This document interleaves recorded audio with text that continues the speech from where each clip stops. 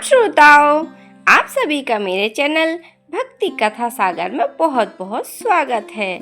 श्रोताओं, आज हम आपके लिए लाए हैं माता संतोषी की व्रत की कथा, जिसका श्रवण करने से घर में सुख शांति और समृद्धि का वास होता है। मनुष्य के चित्त में एकाग्रता आती है, उसके चित्त में शांति स्थापित होती है। तो आइए आज हम माता संतोषी की व्रत कथा का श्रवण करें। एक समय की बात है, एक बुढ़िया के 7 बेटे थे, जिसमें से 6 कमाते थे और एक न कमाने वाला था, अर्थात वह कोई कमाई नहीं करता था। वह बुढ़िया 6 बेटों को अच्छा खाना बनाकर खिलाती थी, पर 7वें बेटे को सब कुछ बचा खुचा जूठा खाना खिलाती थी और वह भोला भाला अपनी माँ की इस चालाकी को खुद नहीं समझ पाता था। एक दिन वह अपनी पत्नी से बोला, मेरी माँ मुझसे बहुत प्यार करती है। तो उसकी पत्नी बोली, वह तुम्हें सबका बचा कुचा खाना खिलाती है। इस बात पर उसे विश्वास नहीं हुआ। एक दिन वह छुपकर देखा कि माँ अपने 6 बेटों को बड़े प्यार से कई प्रकार के व्यंजन बनाकर बड़े प्रेम से खिला रही थी। जब वह 6 बेटों ने खाना खा लिया और वे उठ गए, तब माँ ने उनकी थालियों से जूठन इकट्ठी करी और उसके एक थाली में परोसकर रख दी। जब वह घर आया तो माँ अपने सबसे छोटे लड़के से बोली, आजा खाना खा ले। वह बोला, माँ मैं भोजन नहीं करूँगा, मैं तो प्रदेश जा रहा हूँ। माँ बोली, कल जाता है सो आज ही चला जा। वह घर से निकल गया और गौशाला में जाकर पहुंचा, जहां उसकी पत्नी गोबर के उपले बना रही थी। वह अपनी पत्नी के पास जाकर बोला, मैं प्रदेश जा रहा हूँ, कुछ समय के बाद लौट कर आऊँगा। तुम संतोष से रहना और अपने धर्म का पालन करना। इस पर उसकी पत्नी बोली, स्वामी आप आनंद से जाइए, मेरी चिंता मत करें, मैं तो राम भरोसे यहाँ रह लूँगी। ईश्वर आपकी सहायता करे। अपनी कोई निशानी मुझे दे दीजिए, जिसे देखकर मैं धीरज करती रहूं। इस पर वह बोला, मेरे पास इस अंगूठी के सिवा कुछ भी नहीं है, तो यह रख लो और मुझे भी अपनी कोई निशानी दे दो। वह बोली, मेरे पास तो कुछ भी नहीं है, बस यह गोबर भरे हाथ हैं। यह कहकर उसने अपने पति की पीठ पर गोबर के हाथ की थाप मार दी। वह चल दिया। चलते चलते वह दूर किसी नगर में पहुंचा और एक व्यापारी की दुकान पर जाकर बोला, भाई मुझे नौकरी पर रख लो। व्यापारी को नौकर की जरूरत थी, तो वह बोला, ठीक है, लेकिन तनख्वाह तुम्हारा काम देखकर ही बताऊंगा। वहीं रहने लगा और सुबह 7 बजे से रात 9 बजे तक नौकरी करने लगा। थोड़े ही दिनों में वह व्यापारी का सारा लेन देन और हिसाब किताब करने लगा। कुछ ही समय में सेठ ने उसे आधे मुनाफे का हिस्सेदार भी बना दिया। 12 वर्ष में वह नामी सेठ बन गया। इधर उसकी पत्नी को सास जेठानियाँ बड़ा कष्ट देने लगीं। उसे लकड़ी लेने जंगल में भेजती, भूसे की रोटी देती, फूटे नारियल में पानी देती। वह बड़े कष्टों से जीवन बिता रही थी।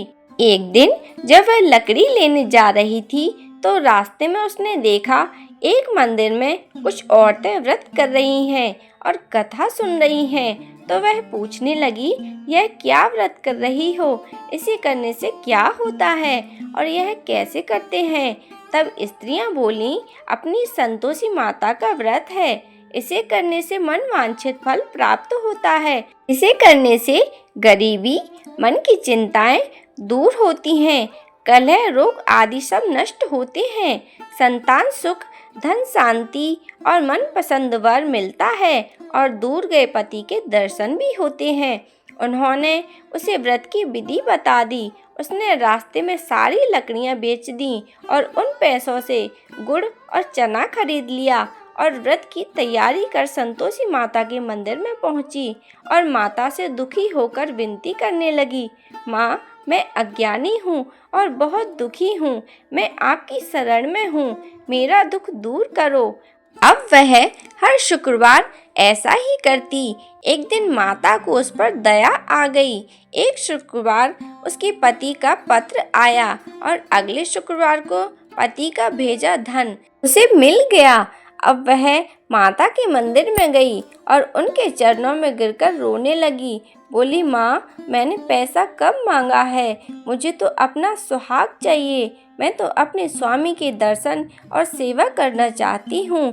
तब संतोषी माता ने प्रसन्न होकर कहा, जा बेटी, तेरा पति जल्द ही आएगा। वह प्रसन्न होकर घर गई और काम काज में लग गई। उधर संतोषी माता ने स्वप्न में उसके पति को पत्नी की याद दिलाई और घर जाने को कहा। वह बोला, माँ, मैं कैसे जानूं? परदेश की बात है, लेन देन के कई हिसाब बाकी हैं। माँ बोली, सवेरे उठकर मेरा नाम लेकर घी का दीपक जलाना और फिर स्थान पर बैठना। सवेरे उठकर उसने वैसा ही किया। देखते ही देखते सारा लेन देन साफ हो गया और धन का ढेर लग गया। वह खुश होकर घर की ओर रवाना हो गया। उधर उसकी पत्नी रोज लकड़ियां लेने जाती और संतोषी माता की पूजा अर्चना करती। एक दिन वह बोली, माँ, यह धूल कैसी उड़ रही है? माँ बोली, बेटी, तेरा पति आ रहा है। तू लकड़ियों के 3 बोझ बना ले। एक नदी के किनारे रख, एक यहाँ रख और तीसरा अपने सर पर रख ले। तेरे पति के दिल में उस लकड़ी के गट्ठे को देखकर मोह पैदा होगा और घर जाकर आवाज लगाना, सासू जी, लकड़ियों का गट्ठा लो, भूसी की रोटी दो और फूटे नारियल में पानी दो। यह मेहमान कौन आया है? उसने वैसा ही किया। घर गई, आंगन में लकड़ियों का गट्ठा रख दिया और बोली, सासू जी, लकड़ियों का गट्ठा लो, भूसी की रोटी दो और फूटे नारियल में पानी दो। आज ये मेहमान कौन आया है? यह सुनकर सास दौड़ी दौड़ी बाहर आई और अपने कष्टों को भुलाने के लिए कहने लगी, बेटी, तेरा पति आया है। आ मीठा भात खा, भोजन कर और गहने कपड़े पहन। इतने में उसका पति बाहर आया और उसके हाथ में अपनी अंगूठी देखकर माँ से पूछने लगा, माँ, यह कौन है? माँ बोली, बेटा, यह तेरी बहू है। पूरे 12 वर्ष हो गए, बस दिन भर घूमती फिरती है, कोई काम काज भी नहीं करती। तुझे देखकर नखरे कर रही है। यह बोला, माँ, मैंने तुम्हें और इसे दोनों को देख लिया है। अब मुझे दूसरे घर की चाबियां दे दो, मैं उसमें रहूंगा। माँ बोली, ठीक है, तेरी जैसी मर्जी। और उसने चाबियों का गुच्छा पटक दिया। बेटे ने अपना सामान दूसरे घर में रख दिया। देखते ही देखते उसके राजा के समान ठाट बाट हो गए। और अगला शुक्रवार आया। वह अपने पति से बोली, मुझे संतोषी माता का व्रत का उद्यापन करना है। वह बोला, खुशी से करो। वो तैयारियों में लग गई। उसने जेठ के लड़कों को जी से बुलाया।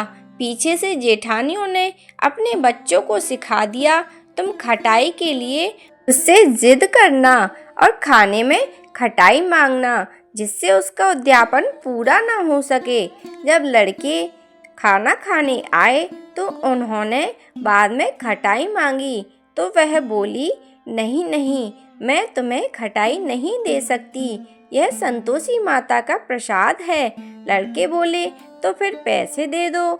भोली भाली समझ नहीं सकी और उन्हें पैसे दे दिए। वह पैसों से खटाई लेकर खाने लगे। इस पर संतोषी माता क्रोधित हो गई। राजा के दूत उसके पति को पकड़कर ले गए। वह बेचारी रोती हुई माता जी के मंदिर में गई और बोली, माता, यह क्या किया? माता बोली, पुत्री, मुझे दुख है कि तुमने अभिमान करके मेरा व्रत तोड़ा है और इतनी जल्दी सब भूल गई। वह बोली, माता, मैंने तो कुछ गलत नहीं किया, मैंने तो भूल से लड़कों को पैसे दे दिए थे। मुझे क्षमा करो, मैं दोबारा तुम्हारा उद्यापन करूंगी। माता बोली, जा, तेरा पति रास्ते में आता हुआ मिलेगा।